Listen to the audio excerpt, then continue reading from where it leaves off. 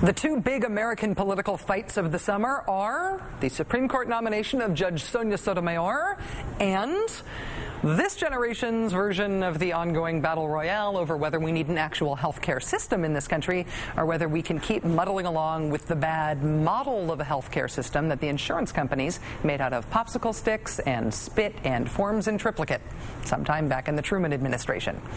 In both of these fights, the Democrats are in a dominant political position because of their sheer numerical majority in Congress and, of course, because of their popular new president. Republicans, in turn, have decided to fight both of these big political fights using the same tactic for each of them. See if you can pinpoint the tactic here, starting with the Sonia Sotomayor confirmation hearings. A wise Latina woman. The wise Latina woman quote, which the wise Latina comment. Your wise Latina comment. Had you voted with him? Decision-making based on her biases and prejudices. Biases and personal preferences. We would have picked Miguel Estrada. Decision-making based on her biases and prejudices. Nationally televised point made. See, they don't have a problem with Sonia Sotomayor's race, but they want everybody to know that she has a problem with theirs. Yeah. Now, healthcare's starting to look like the second verse of that same song. For starters, there was news today of an amazing admission from Congressman Roy Blunt of Missouri. He's the man who's supposed to be the top Republican on healthcare in Congress. He's the head of the House GOP Healthcare Solutions Group. They actually call it that, the Solutions Group. Despite that, Congressman Blunt admitted today that neither he nor anyone else in the Solutions Group nor anyone else in the whole Republican Party plans to offer a solution for health care. He said, quote, "Our bill is never going to get to the floor, so why confuse the focus? Why start diverting attention from this really bad piece of work they've got to whatever we're offering right now?" In other words, in a fight over what to do about health care policy, the Republican proposal will not involve policy. What do they want to talk about instead?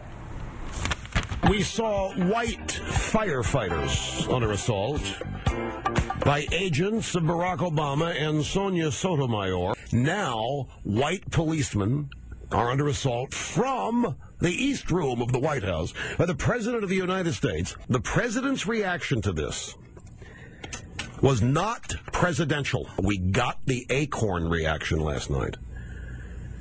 We got the militant black reaction. That, of course, was de facto Republican Party leader Rush Limbaugh, talk show host, taking issue with the final question from the president's press conference on health care last night. It was about the controversial arrest of the nation's leading black intellectual, Harvard professor Henry Louis Gates. The National Republican Congressional Committee blasted out an email press release about President Obama's comments on that today, saying, quote, "President Obama laid a bold accusation at Massachusetts law enforcement officers from the bully pulpit yesterday, saying they acted stupidly while admitting that he didn't know all the facts. Is it really presidential for him to cast harsh judgment of a law enforcement official without all the facts?" Same goes for the National Republican Senatorial Committee, which wasted no time producing an ad today that asks whether it is appropriate for the president to criticize the men and women in law enforcement and offering up a petition you can sign if you don't think so. Here's a hint. If you sign the petition, I think they'll follow up with you. How do I know that's true? Well, you can donate money while you're filling out the petition if you want to save them some time. This is chapter 1 of the Art of Republican Politics since Richard Nixon.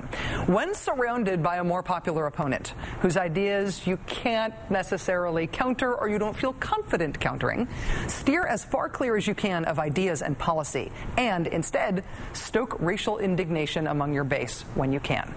It has worked before, and here we are again. Joining us now is Melissa Harris-Lacewell, political science professor at Princeton. She wrote about the Henry Louis Gates arrest for The Nation this week. Professor Harris-Lacewell, it's a real pleasure to have you on the show. Thanks for joining us. Absolutely. It's always great to be here. First of all, let me ask for your assessment of the president's comments last night on the Gates arrest. I think, my greatest assessment here was that as soon as I heard it, my heart sank only because I knew that that would become the news cycle rather than the conversation on health care, which had been, of course, a whole hour before. So here we have a press conference on health care, and it becomes a conversation about the arrest of Professor Gates. Now, I actually think it's worth talking about the arrest of Professor Gates. I think it's worth talking about what it means for racial politics in the United States, kind of how we've reacted to it. But I think I was most distressed simply that when the question was asked, almost regardless of the answer, I knew that that would become our new conversation, you know, sort of in place of the more relevant and, I think, you know, seriously important issues of health care. The two campaign committees of the Republican Party have already started fundraising on this. They've already put out an ad on this, so we even knew they could move that fast. Is the lesson here that racial division pays, that racial animus is at least big political bucks? The speed with which this was seized on, and the reason that your heart sank when you were watching this last night, expecting what that reaction would be, does it just essentially prove the theorem that race pays?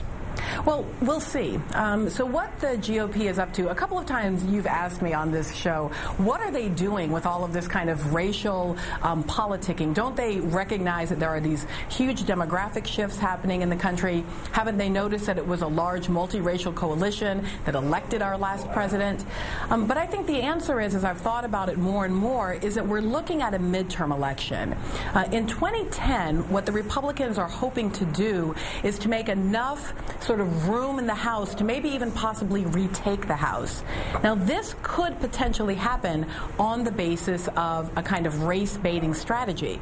We don't know if it can, but it's certainly possible, because in the last midterm election, with so many sort of conservative Democrats that replaced Republicans basically on a referendum on the war in Iraq, that if the GOP can make this a referendum on race, ethnicity, immigration issues in the U.S., they could potentially make inroads in exactly the districts that they want to retake, get the House, and get it just in time for the 2010 census so they can redraw districts for their own benefit. So do you see a larger strategic arc of trying to exploit racial animus then toward that end? Do you think this is the same tactic, which was sort of my hypothesis in the intro here? Is this an extension of the same tactic that we saw at work in the Judge Sotomayor hearings? Well, this is opportunistic. I don't think, although who knows, but I don't think that the GOP actually sent the Cambridge police to Professor Gates' home in order to arrest him, in order to provoke Barack Obama to say that it was stupid and therefore create this possibility. Not even I believe that. Although that'd be quite a militant black thing to think. Instead, what I suspect is that it's simply a moment of opportunity, and one that's going to reappear over and over again. After all, we're in this unusual space of having an African American as our president in a country where there is still enormous racial inequality, bubbling racial anxiety, and so each time that it happens, it becomes an opportunity to try to peg Barack Obama as someone that he's not. I mean, listen, I actually know some militant black people, and they are not Henry Louis Gates or Barack Obama.